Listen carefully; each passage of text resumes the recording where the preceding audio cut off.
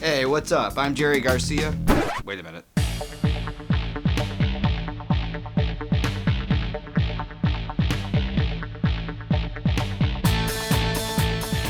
Hey, what's up, everybody? I'm Jonathan Thames of Rosie and Ernie Productions, and welcome to Multimedia Megafan Movie Reviews. We're going to kick off this little movie review series with a start-to-current look into the DCEU. Now, it's no surprise that the DCEU has been a subject that has sparked lots of debate amongst fans and creators alike, and that it's met its fair share of professional turmoils and scathing criticisms over the past few years. But all that aside, I'm a huge fan of the universe as a whole, and I'm going to explain all of the things that I absolutely love about these movies. But even as a fan, I'll admit, the movies are flawed to a degree, so I will follow up by also discussing a few of the things that I don't love so much about them. Having been a fan of DC characters throughout my life from a very young age, I'd been surrounded by comic fandom and media as far back as I can remember. That certainly isn't to say that I know everything about DC Comics by any means, but I was definitely familiar with the characters and their stories up to a point. When I was still coming out of the toddler stage, I absolutely loved Batman and Superman. I even had costumes and would dress up as, both of them. As mostly everyone knows, the introductory film for the DCEU was Zack Snyder's Man of Steel, which was released in 2013. And let me start off by saying that when it comes to Man of Steel, I wasn't disappointed in any way by what was delivered. To this day, I still think it's the best Superman movie I could have ever asked for. The first thing to impress me was the opening sequence. I mean, despite the origin story itself having at the root of it remained the same since 1938, I found this opening sequence to be a completely new experience. Visually, everything just looked amazing. I'm a big fan of the way that Zack pronounces his films in terms of color and contrast, and this was a great example of that. I really want to praise how much apparent thought and detail went into the design of Krypton itself. I mean, I thought that everything from the atmosphere to the terrain to the flying alien animals to the constructs were all excellently executed in visually spectacular details that helped to really immerse me into that part of the story. Overall, the opening scene sets a great tone for the rest of the film with its high intensity and action. I also think that every other scene throughout the film is artfully done and well executed, but there couldn't have been a better start to a movie. The second thing I really enjoy about this movie is the way that the backstory unfolds by time jumping from various points in Superman's life, which helps connect each scene by theme development rather than in direct chronological order. The theme centers around Superman's struggle to understand who he is and how he fits into this world that he's quite apparently so different from. And one character who really helps drive this theme is Jonathan Kent, played by Kevin Costner, who did an amazing job. Jonathan knows that Clark was sent here for a reason and will change the world with his abilities, but he fears mankind's potential rejection of Clark if he were to reveal his abilities before the world was ready to accept his existence. And inevitably, he dies to protect him from that judgment in what is probably one of the most heartbreaking and powerful scenes I've ever seen in any movie. I mean, seriously, when Henry Cavill cries, you feel those tears, which leads me to my next reason for loving this movie, which is Henry Cavill. This guy is Superman. I mean, he perfectly nails his display of every single emotion on Superman's emotional spectrum. All of the developed depth combined perfectly with the classic charm. As a big fan of Bruce Timm's animated Superman series, I saw a lot of similarities between Tim Daly's and Henry Cavill's portrayals, which I find to be a huge plus. In addition to Cavill's super accurate performance, we get top-notch performances by the entire supporting cast. Adams, check.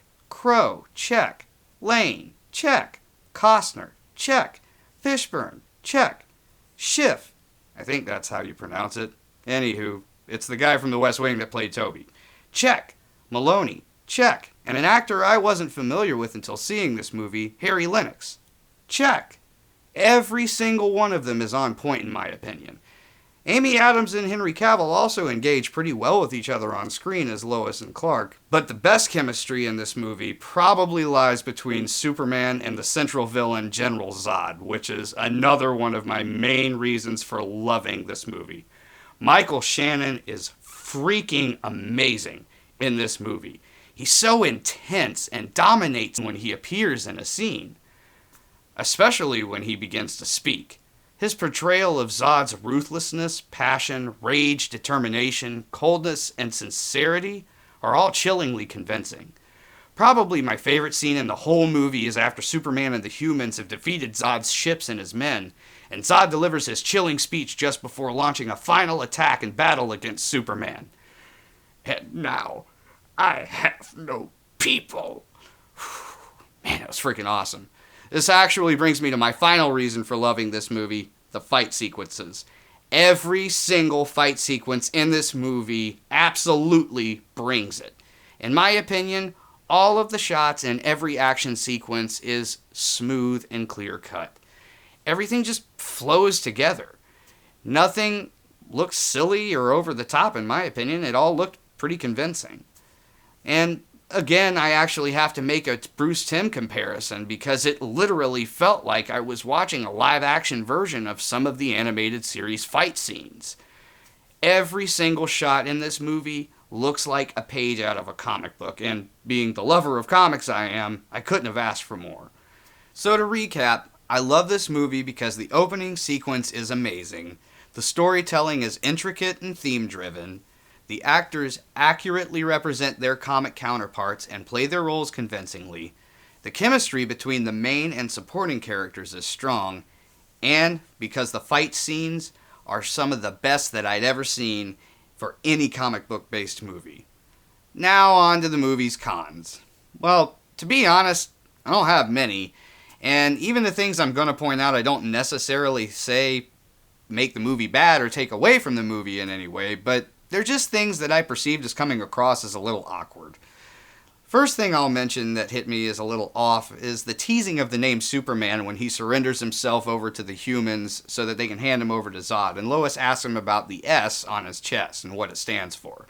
He explains to her that it's a symbol that represents hope on Krypton, and she responds by saying, well, here it's an S. And then she says, how about, and then gets cut off by the microphone when Dr. Hamilton tries to attempt an interrogation.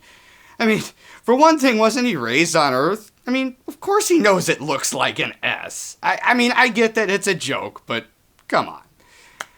What I really didn't get was why they teased the name Superman.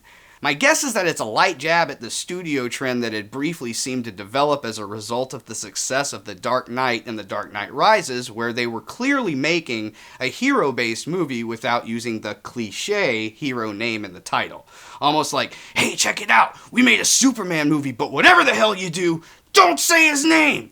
I don't know, I'm not saying I don't like or appreciate the part, it just feels a little off and falls a little flat for me. The one last thing that didn't really bother me, but I thought was probably unintentionally amusing, is the fact that the movie wraps up nice and neat after an action-packed and majorly intense 2.5 hours. You got this lighthearted little joke between Lois and Clark, and then we finally get our title screen. I mean, I don't know, I actually laughed pretty hard the first time I saw that. I mean, it's not the first movie that I've ever seen to do that, but this one really stands out in my mind. Like, oh wait! Before we forget, here's what the movie's called.